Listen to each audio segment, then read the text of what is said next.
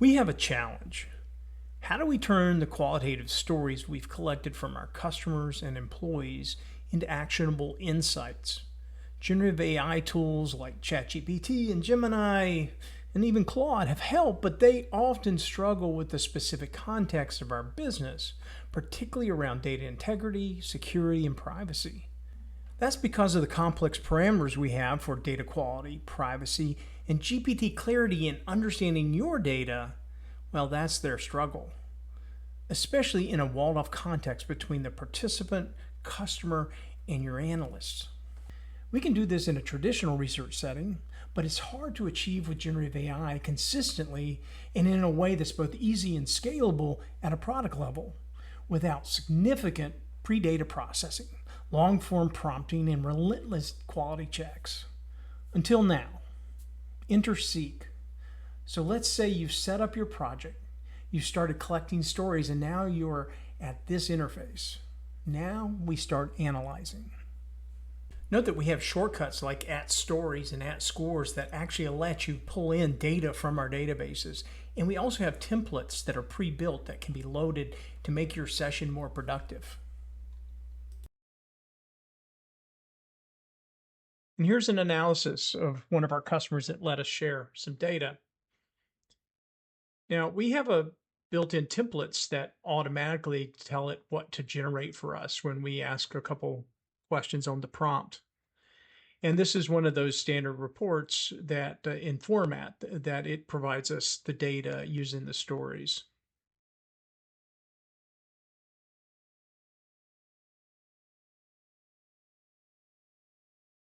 We can also ask about the specific scores themselves, like joy and anxiety. Like it can, what were the scores? How did they average across different demographics, like gender, for example? So here's me looking at a breakdown of joy and quickly followed by a review of anxiety.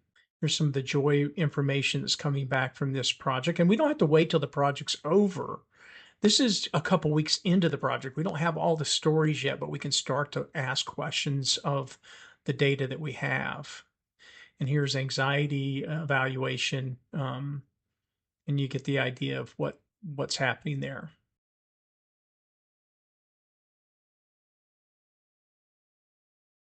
You can also do something like give me some quotes from the stories themselves that prove this out. Now, it didn't find it because it couldn't find the context. It didn't understand what I was asking. So all I had to do is re-reference stories, re-ask the question, and boom, there's the quotes I get from that effort. And you can see, talking about divorce and so forth. That's a low joy moment. A high joy is building meaningful connection, building confidence and camaraderie. And, so you're starting to get stories that justify or prove out what what the scores are telling us.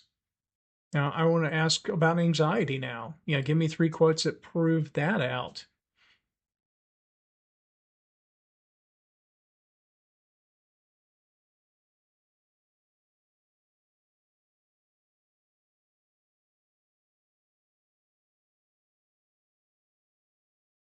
Then I noticed and it gave me quotes back, it was being efficient. It gave me some of the same quotes back, but I didn't want that. I want new quotes. I want quotes that reference and specifically point to um, the score I'm asking about. And I want the quote itself to justify that score, not just come from text that had that score.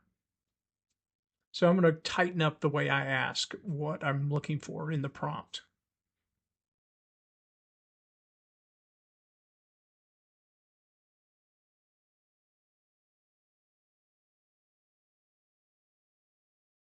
Now, if we step through all these, you would see that they're all really tight quotes, and then themselves represent the score, and they're all new. They're a new version of quotes to look at and to put into our analysis.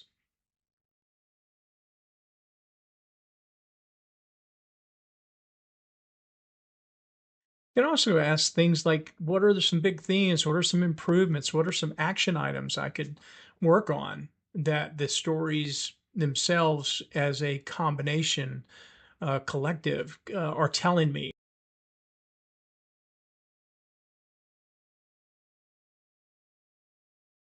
And so here we have some themes coming through. We have areas of improvement to consider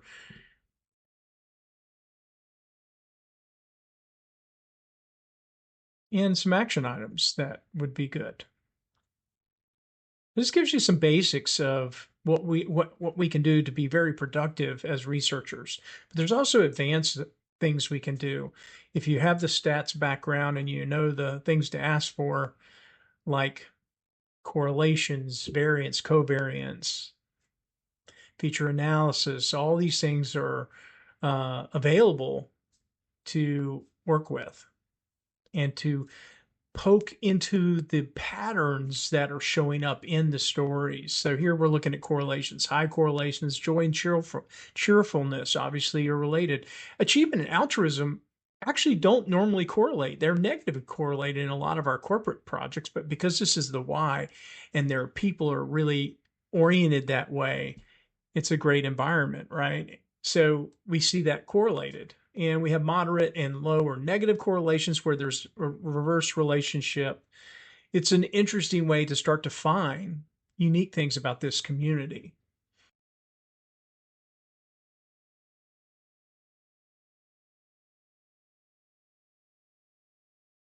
So this is covariance. It's a little harder to understand. It's where two variables change together as they flow through the data. And so it's similar to correlations, but I'm going to stop there for the demo and just let you ride on that. But here we have some covariance relationships. Achievement and altruism show up again. Joy and cheerfulness show up again. Cooperation and closeness travel together. They go high, they go low, and there's some negative ones. Anxiety and joy don't run together. Anger and sympathy don't run together. Super interesting for a place that is a sympathetic, compassionate corporation. If people are angry, they're going to be less sympathetic, right? These are interesting things that the data is feeding us. It's finding things in the patterns in the complexity of the data. So here I asked a question like, what are the things that stories are saying that I haven't asked you about? And it's coming back with these questions that we should be asking based on what the stories tell us, which is insightful. What not just questions I should be asking, but what did I miss? What is in these stories that has a commonality or a trend or a vein of information that I'm not asking about? And these are the things it found in those stories.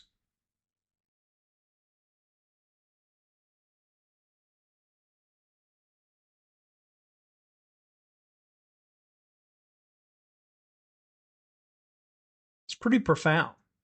Now, this doesn't do our work for us, but it helps us start to think about what's happening in there so that we can explore that and help our customers.